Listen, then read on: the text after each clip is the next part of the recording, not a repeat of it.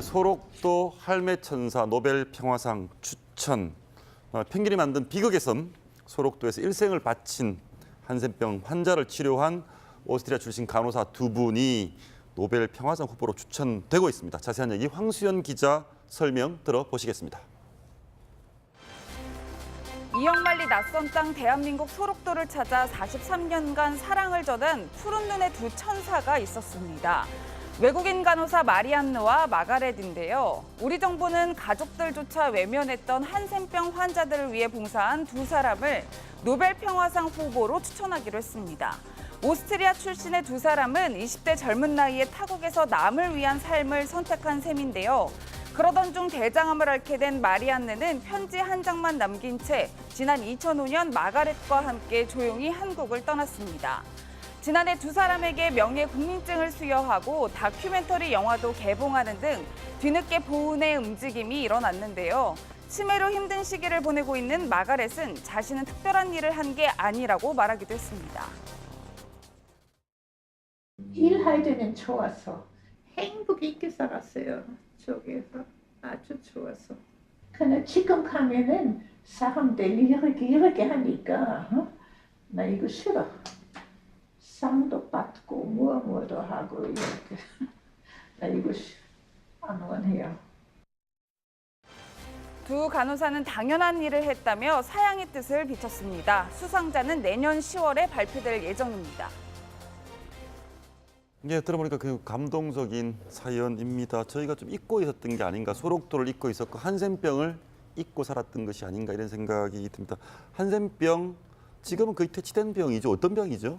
이거는 그때 그 영화 벤허에서 보면은 좀 그 재앙을 받은 듯한 그 천형을 받은 듯한 그런 병으로 이제 묘사가 됐죠. 과거에는 그 약이 그 발달이 안 돼서 불치병으로 난치병이죠. 일종의 그렇게 여겨졌지만 지금은 뭐 약을 먹으면 전염성도 없고 그리고 워낙 그 위생이 좋아지면서 한센병 발병 자체가 거의 없다고 그래요. 근데 이 두 분께서는 그때 1960년대에 그 소록도에 그러니까 수녀라고 잘못 알려져 있는데 수녀님들은 아니고 그냥 간호사인데 정말 천사인 것 같아요. 이 소록도에 봉사를 와서 그 뭐 진고름이라든가 뭐 이런 배설 그런 거를 다 손으로 받아내고 그 한번 찡그린 적이 없다 그러네요. 그런 분들이라서 당시 소록도에 계셨던 그 환우분들도 저 두 분에 대해서는 천사로 기억을 하고 있고. 예. 근데 부끄러운 거죠. 우리의 소록도에서는 인권, 당시 1960년대 인권 유린도 많고 했었는데 이국의 저 두 분께서 와서 이런 그분들을 치유해줬다는 거, 거기에 대한 보답으로 지금 노벨 평화상을 두 분을 이제 추천을 하기 위해서 그 TF가 마련됐다고 합니다. 그래서 예. 지금 이제 이게 보도가 되는 거죠. 예, 뭐 이번 주제 짚어주기 위해서 뭐 백현주 교수님 함께 나오셨는데 사실 그도 그럴 것이 이 두 분께서 무보수로 43년을 봉사활동을 하셨다는 거예요. 사실 정말 쉽지 않은 일이죠. 특히 우리나라뿐도 아니고 또 외국이 이런 어려운 사정을 듣고 왔다라는 자체가 자원봉사라든지 봉사 소명의식이 어떤 것인지를 일깨워주는 대목이 아닌가 싶은데요. 보다 또 중요한 것은 이분들이 지금 노년기를 보내고 있는데 이제 와서 우리가 주목을 하기 시작했다는 점이 좀 우리가 반성해야 될 것이 아닌가 사회적으로 이렇게 생각을 좀 해봅니다. 예. 두 간호사 두 분 천사 같은 분입니다. 두 분의 선행에 대해서 환자들은 기적이 일어났다 이런 얘기를 하고 있습니다. 환자들 얘기 직접 한번 들어보시죠. 뭐 진짜 몸둘 바를 몰랐어요. 내가. 나는 환자인데 환자의 진물이 이렇게 흐르고 있는데 그걸 맨손으로 만지면서 그 약을 발라주더라고요. 약 한 달 하고 나니까 기적 같은 일이 일어난 거예요. 그 병살 최고의 선물을 받은 거죠. 과거에 우리 한센병이 걸린 환자가 생기면 저희 옛날이죠. 병에 걸린 가족을 소록도로 보내버렸습니다. 본인이 살기 위해서. 그랬는데 가족에게도 사실상 어떻게 보면 버림받은 사람을 위해서 같이 밥 먹고 자고 생활하고 이게 참 보통 사람 할 수 없는 일인 것 같습니다. 뭐 저 같은 사람한테 방문한다 그러면 저는 아마 하루도 하기가 힘들지 않겠나 이런 생각이 듭니다. 40년 동안 그것도 무보수로 아무런 대가 없이 한다는 게 뭐 천사라고 봐야 되겠죠. 이런 사람에 대해서 노벨 평화상 추천한다는 거, 전 잘한 것 같습니다.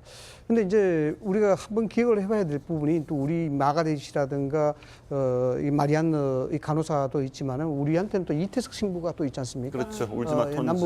울지마 톤즈 영화로 많이 알려졌던 부분인데 남부 수단의 그 톤즈라는 도시에서 내전으로 찌든 그런 상처를 보듬어주고 또 거기에도 이제 한센병 환자들이 뭐 있었거든요. 그분들을 부담고 결국은 이 나중에 대장암으로 이제 떠난 이태석 신부도 우리가 한 번쯤은 반춰볼 필요가 있다라는 생각이 들고 한 가지 재밌는 점은 앞서 말씀을 드렸습니다만 문재인 대통령이 이런 부분을 굉장히 잘하는데 왜냐 그러면은 여기 이제 김항식 전 총리가 여기에 추진위원장이 되어 있습니다. 예. 이런 부분들은 실질적으로 보수 진영의 유일한 호남 지역의 출신 인사다 이렇게 봐야 되겠죠. 예. 그분이 실질적으로 어떤 정치적인 공간이 상당히 넓어지는 어떤 그런 면도 좀 있을 수가 있는 부분이고요. 정치색을 뺐지 않습니까? 여기에 이제 김정숙 여사가 명예추진위원장으로 나서니까 이게 정치적 의미를 뭐 둘 수는 없습니다만은 상당히 여러 가지 측면에서 우리 과거 한국이 어려웠던 적에 도와줬던 사람들을 잊지 않겠다. 이런 것들은 계속 요즘의 그 보건 기조와도 아주 맞닿는 부분이 있거든요. 그런 측면에서 본다 그러면 문재인 대통령이 전략적으로 참 뭐 감성적으로 인정적으로도 뭐 충분히 이야기할 수 있습니다만 잘하고 있다 이렇게 저는 생각합니다. 저는 이게 더 의미가 있는 게 이전에 이제 뭐 고은 시인이라든가 이런 분들의 이제 노벨상 받게 하도록 추진하는 건 우리 국적의 우리 국민이니까 우리나라의 자랑이 됐던 거지만 이거는 오스트리아 국적이거든요. 그러면 영광은 오스트리아도 국가의 영광을 받겠지만 그러니까 도움을 받은 우리가 나서서 추천을 한다는 것이 저는 더 큰 의미가 있는 것 같습니다. 뭐 백 변호사님 사실 이분들이 모금 활동도 굉장히 적극적으로 해서 의료 시설도 만들어 주시고 치료제도 만들고 뭐 우리나라가 완치국이 되는데 거의 큰 공헌을 했다 뭐 이렇게 봐야겠죠. 그렇죠. 아까 지금 말씀하셨던 것처럼 우리나라 정부의 도움이 아니라 이분들이 자발적으로 와서 40년 동안 한센병 환자들을 치료하고 거기다가 부족한 비용은 본국인 오스트리아에서 모금 활동을 벌여서 또 이 한센병 환자들의 아이들 뭐 영유아원 같은 것도 설립을 하려고 하고 굉장히 정말 어찌 보면 잊을 수 없는 우리나라 국민들로 봐서는 은인인데 저는 이게 또 반대쪽 측면에 생각을 해보면 좀 안타까운 부분이기도 한 것 같아요. 이런 분들이 와서 우리나라에서 이렇게 봉사활동을 하고 있는데 우리나라 정부, 우리나라 국민들은 아무것도 해준 게 없다라는 생각이 들면서 그분들에게 해준 게 없다. 그렇죠. 우리나라 국민들이 모금을 해서 이런 걸 한 게 아니라 이분들이 오스트리아의 본국에 가서 모금을 해서 이런 일을 했었다는 거.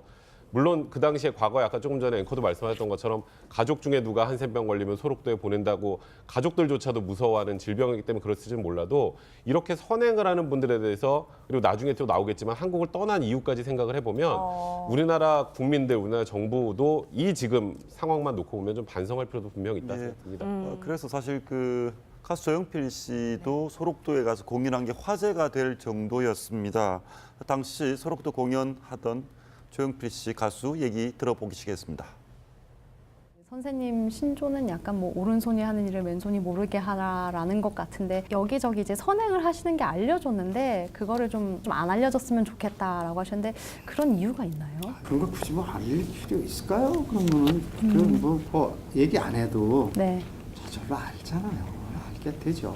그거를 발표까지 하면서 뭐 물론 성격상이 그런지 잘 모르겠어요.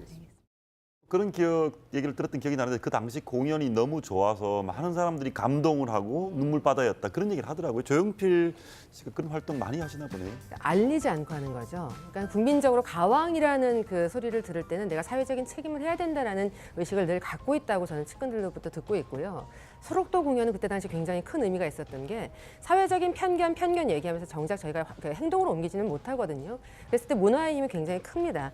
작은 것 같지만 조용필 씨가 가서 찾아가는 공연을 했었기 때문에 많은 분들에게 편견을 없앨 수 있는 하나의 일조를 했던 부분이 아니었나 기억을 하고 있습니다. 예, 이 변호사님 뭐 저희가 지금까지 이제 봉사 활동과 소록도 얘기를 좀 짚어봤다면 이 푸른 눈의 천사 두 분이 본국으로 돌아가게 된 그 계기도 좀 짚어봐야 될 것 같은데 2005년에 편지 한 장만 남기고 돌아갔다고 하더라고요. 그러니까 이제 건강이 안 좋아지셨나 봐요. 그래서 2005년에 그 편지만 남기고 오스트리아 그 본인의 고향으로 이제 돌아가셨는데 마리안느 그 분은 대장암 진단을 받는데 지금은 이제 치료가 돼서 건강하게 그 살고 계시고요. 마가렛 이거 어떻게 표현해야 되나? 마가렛 천사는 그 치매로 지금 투병 아이고. 중이라 그래요. 시립 양로원에 있는데 저 두 분이 그러니까 다 무급으로 일을 했기 때문에 지금 재산을 얻고 그냥 오스트리아에서 개인 연금을 받으면서 지내고 있다가 2015년에 우리가 이제 그 재단을 만든 거예요. 저분들이 너무 고마워서 그래서 재단을 만들어서 이제 좀 보조를 해드리는데 그것도 처음엔 극구 사양을 하다가 그래도 나중에 받아주셔서 그 재단에서 좀 그 생활비 보조는 좀 되고 있나 봅니다. 예. 재단을 설립을 했다 하더라도 참 마음이 참 편치 않은 게 남의 나라 와서 40년 동안 가족도 돌보지 않는 어찌 보면 그런 사람들을 위해서 봉사를 했는데 대장암에 걸리시고 치매 진단을 받으시고 그렇게 고향으로 돌아갔다는 얘기가 참 저희가 뭐 했나 이런 생각도 듭니다. 뿐만 아니라 지금 양로원비도 아마 오스트리아에서 하고 있다라고 지금 전해지고 있거든요. 그러니까 우리가 이제라도 더 늦기 전에 늦었을 때라고 생각할 때가 타이밍이라고 하니까요. 지금이라도 이분들을 위해 우리가 무엇을 해야 될지 많이 좀 골똘히 생각해야 될 시점이 아닌가 싶습니다. 예, 뭐 말씀처럼 당시 이제 섬을 떠났던 이유가 정부의 책임이 있었다라는 지적들이 있는데요. 김현준 신부의 목소리 함께 들어보시겠습니다. 왜 떠났는가 그러면 나이 70이 넘었죠. 연금이 없죠. 마리안느가 대장암에 걸렸습니다. 큰 병원까지 왔다 갔다 하면은 왕복 4시간이 넘었습니다. 치료비도 상당히 큰 부담이었습니다. 부담 주기 싫다는 이름으로 떠났죠. 우리가 이분들을 보호해 주지 못했다. 이분들을 편안하게 살게 해주지 못했다. 노후를 보장해 주지 못했다라는 그런 어떤 굉장한 어떤 부끄러움이 있었습니다. 오스트리아 정부에서 지정을 해가지고 그분들의 양로원 비용을 대고 있다는 것은 약간 국격에 좀 문제가 있다고 생각을 합니다.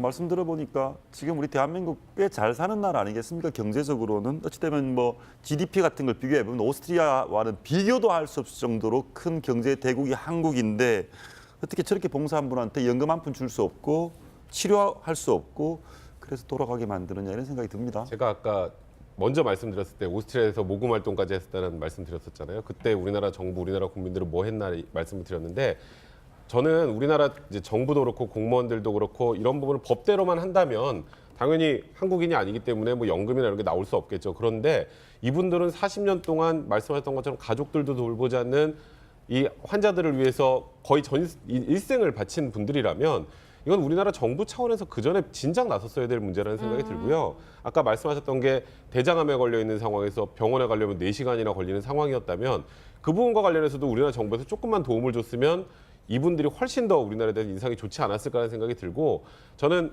이분들이 40년 동안 우리나라를 위해서 봉사했던 천사들이라는 그런 기억도 있지만 이분들이 과연 이런 상황에서 한국을 떠서 본국으로 돌아갈 때 한국에 대한 인상이 어땠을까에 대한 그런 생각도 물론 이분들은 워낙 천사시라 그런 생각 안 하셨을 것 같은데 그래도 국민으로서 좀 이런 부분은 약간 부끄럽다는 생각도 좀 드네요. 예, 뭐 사실 이제 노벨 평화상 후보로 추천이 되면서 저희도 이제 뉴스에서 다루게 된 셈인데 특히 관심이 많은 부분이 이제 이낙연 국무총리가 특별히 이제 가장 처음 말을 꺼냈다. 뭐 이런 얘기가 있어요.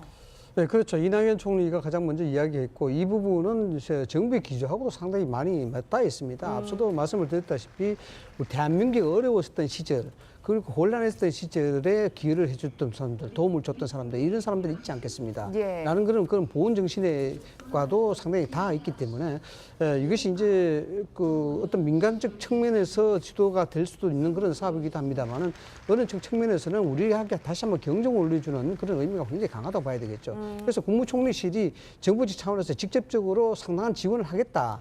이 부분에 대해서 아주 강한 추진력을 가지고 있다라는 부분들을 이제 암시를 해주고 그렇죠. 메시지를 던져주는 것이라 이렇게 해석을 하는 거죠.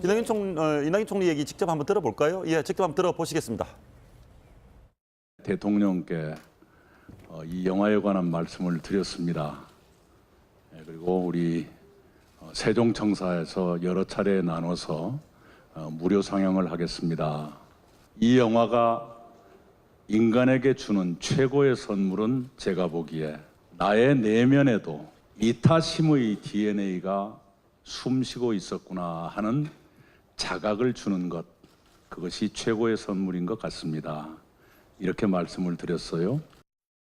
예, 그런데 두 간호사는 이제 추천을 거절하고 있는 상황인데요. 그 이유는 무엇일까요? 목소리 직접 들어보시겠습니다. 일할 때는 좋았어. 행복 있게 살았어요. 저기에서 아주 좋았어. 근데 지금 가면은 사람들이 이렇게 하니까 나 이거 싫어. 상도 받고 뭐도 하고 이렇게 나 이거 안 원해요. 네, 사실 저 인터뷰 내용이 더 마음을 먹먹하게 만드는데 40년 넘게 봉사를 하고 대가를 바라지 않았다? 정말 대단한 것 같아요. 그래서 천사인 것 같아요. 왜 하필 저기 제 눈에는 전혀 할머니로 안 보이는데 여기에 할매 천사라고 네. 했네요. 저는 저분의 그 뜻도 그 받아들여져야 된다고 봐요. 그냥 조용한 노후를 보내고 싶어 하는 저 소망도 이루어져야 된다고 보고, 다만 노벨 평화상이란 거는 뭐 도움을 받은 쪽에서 꼭 그런 공로 인정을 받았으면 좋겠다라고 추진하는 건 또 별개의 문제라고 봅니다. 예. 그리고 김정숙 여사가 이제 명예위원장으로 위촉되는 건 아직 뭐 확답이 있는 건 아니라고 하는데, 이거는 정치색을 얘기할 거는 아니고, 이렇게 이제 영부인이 뭐 명예위원장이 되면 재정 지원이라든가 뭐 인력을 사용하는데 좀 더 편하겠죠. 여러 가지 편한 점이 있을 테니까 뭐 그걸 뭐 굳이 문제 삼을 이유는 없는 것 같아요. 네, 뭐 짧게 하나만 제가 이 총장님께 물어보겠습니다. 박원순 서울시장은 서울 촛불 집회, 지난 네. 촛불 집회를 노벨상 후보로 추천하고 싶어 합니다.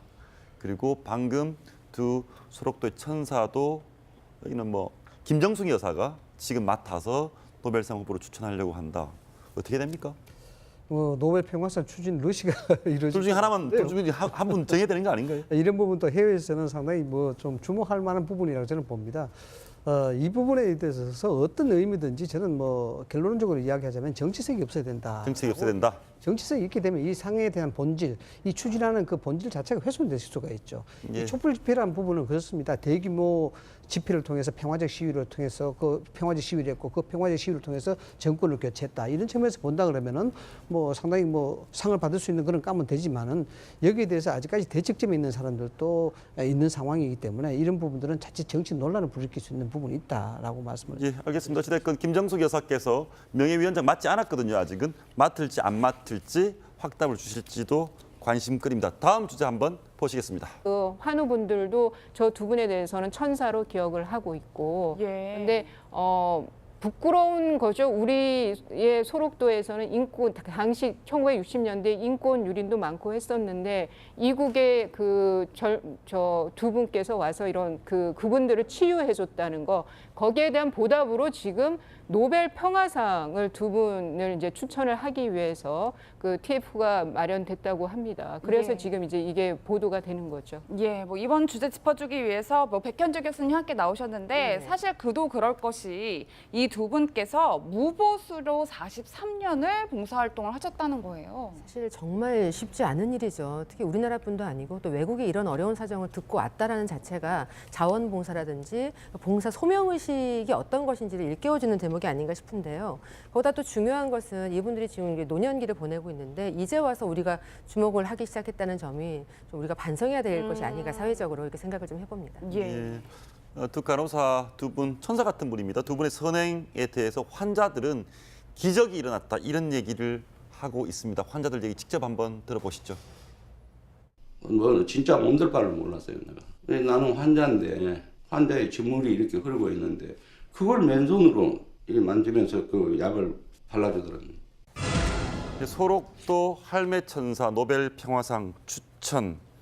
펭귄이 만든 비극의 섬 소록도에서 일생을 바친 한센병 환자를 치료한 오스트리아 출신 간호사 두 분이 노벨 평화상 후보로 추천되고 있습니다. 자세한 얘기 황수연 기자 설명 들어보시겠습니다. 이영만리 낯선 땅 대한민국 소록도를 찾아 43년간 사랑을 전한 푸른 눈의 두 천사가 있었습니다.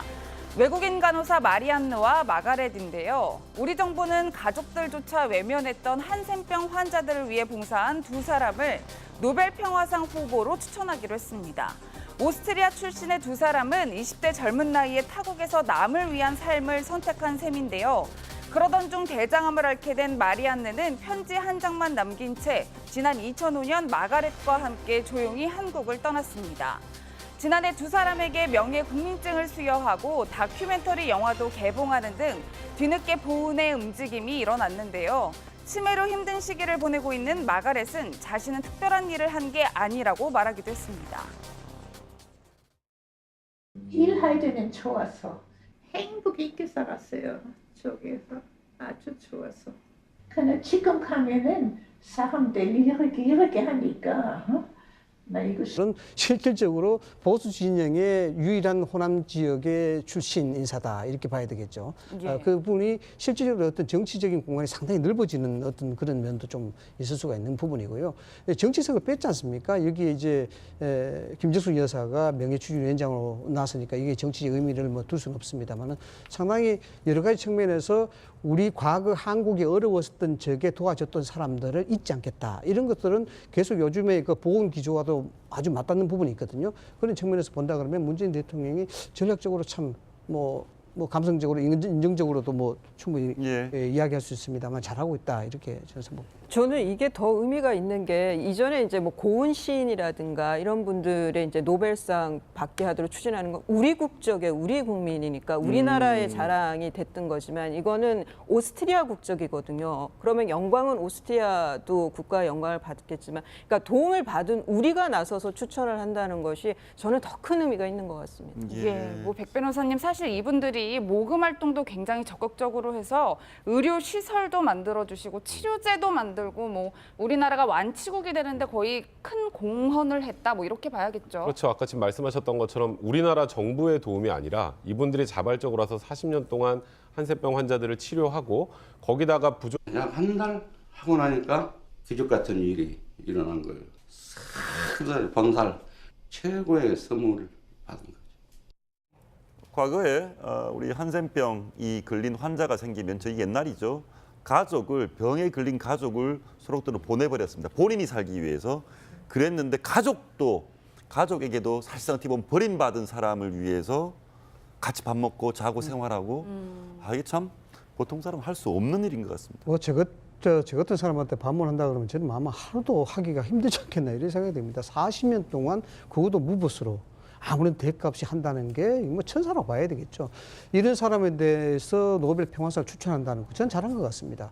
근데 이제 우리가 한번 기억을 해봐야 될 부분이 또 우리 마가렛이라든가 이 마리안느 이 간호사도 있지만은 우리한테는 또 이태석 신부가 또 있지 않습니까? 그렇죠. 울지마 톤즈. 울지마 톤즈 영화로 많이 알려졌던 부분인데 남부 수단의 그 톤즈라는 도시대에서 내전으로 찌든 그런 상처를 보듬어주고 또 거기에도 이제 한센병 환자들이 뭐 있었거든요. 그분들을 부담고 결국은 이 나중에 대장암으로 이제 떠난 이태석 신부도 우리가 한 번쯤은 반춰볼 필요가 있다라는 생각이 들고 한 가지 재밌는 점은 앞서 말씀을 드렸습니다만 문재인 대통령이 이런 부분을 굉장히 잘하는데 왜냐 그러면은 여기 이제 김항치 전 총리가 여기에 추진위원장이 되어 있습니다. 이런 부분들 싫어. 상도 받고 뭐도 하고 이렇게 나 이거 안 원해요. 두 간호사는 당연한 일을 했다며 사양의 뜻을 비췄습니다. 수상자는 내년 10월에 발표될 예정입니다. 들어보니까 그 감동적인 사연입니다. 저희가 좀 잊고 있었던 게 아닌가, 소록도를 잊고 있었고 한센병을 잊고 살았던 것이 아닌가 이런 생각이 듭니다. 한센병 지금은 거의 퇴치된 병이죠. 어떤 병이죠? 이거는 그때 그 영화 벤허에서 보면은 좀 그 재앙을 받은 듯한 그 천형을 받은 듯한 그런 병으로 이제 묘사가 됐죠. 과거에는 그 약이 그 발달이 안 돼서 불치병으로 난치병이죠. 일종의 그렇게 여겨졌지만 지금은 뭐 약을 먹으면 전염성도 없고 그리고 워낙 그 위생이 좋아지면서 한센병 발병 자체가 거의 없다고 그래요. 근데 이 두 분께서는 그때 1960년대에 그 소록도에 그러니까 수녀라고 잘못 알려져 있는데 수녀님들은 아니고 그냥 간호사인데 정말 천사인 것 같아요. 이 소록도에 봉사를 와서 그 뭐 진고름이라든가 뭐 이런 배설 그런 거를 다 손으로 받아내고 그 한번 찡그린 적이 없다 그러네요. 그런 분들이라서 당시 소록도에 계셨던